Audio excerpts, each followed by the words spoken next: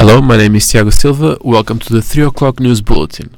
The Champions League kicks off tonight, with Chelsea facing Barcelona and Manchester United facing Sevilla tomorrow.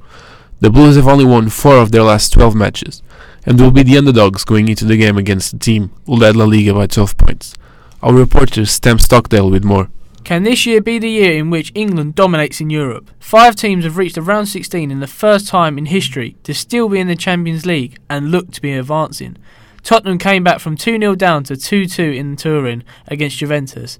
Liverpool brushed past Porto 5-0 away from home, and Manchester City beat Basel at home 3-0. With Chelsea facing the biggest test tonight against Barcelona, Chelsea manager Antonio Conte believes they have enough to beat the Spanish giants. We have to work very hard. We have to know that during the game we must be prepared to suffer, but at the same time we must have the idea that in every moment we can go straight to try to score. Wigan's shocking win over Manchester City was stained with a pinch invasion coming from Wigan's fans. This left a negative mark on the game that ended in an altercation between players and fans. Wigan are now conducting a full investigation regarding the invasion, and Wigan will now face Southampton in the quarter-final of the FA Cup. Our reporter Matt Craddock went into the streets of Southampton to know the public's opinion. It'll be massive for the city. It'll be brilliant because they don't go to Wembley often, as you know.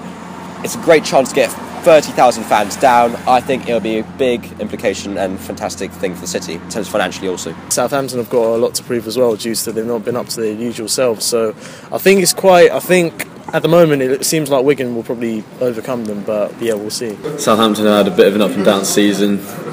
It'll bring them a lot of hope and stuff going on into next season.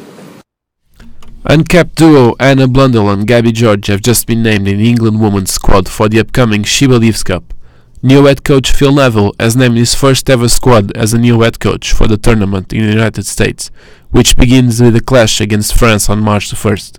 There is a recall for Chelsea defender Anita Asante for the first time since 2015, while club mate Anna Blundell has a chance for a first cap. British short track speed skater Elise Christie says she's devastated to be returning home from the Winter Olympics in South Korea without a medal. The triple world champion raced the heats of 1,000 meters with an ankle ligament injury, but after finishing second she was disqualified.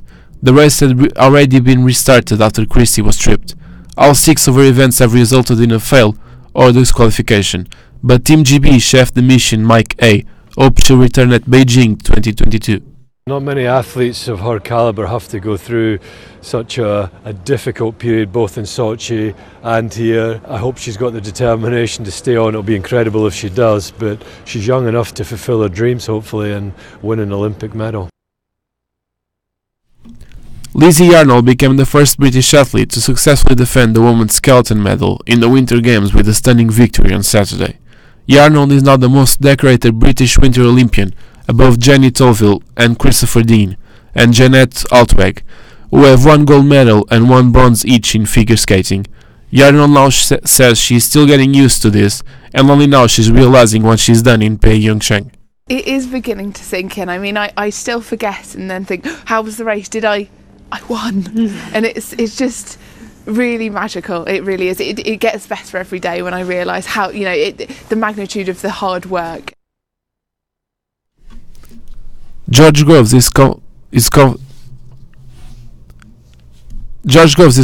he will compete on June 2nd. Groves dislocated his shoulder on his bout against Chris Eubank Jr., but that won't stop him from doing his 12-week camp.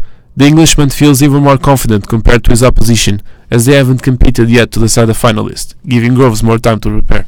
The date that's sort of penciled in at the moment is June 2nd, which isn't that long away. I think it's 14 weeks. So most fighters have a 12-week camp. If I have 2 weeks off and I'm back into camp, that would be a quick turnaround anyway. The other semi-finalists, they haven't even boxed yet. Deontay Wilder is setting his sights on taking on Britain's heavyweight boxing world champion Anthony Joshua.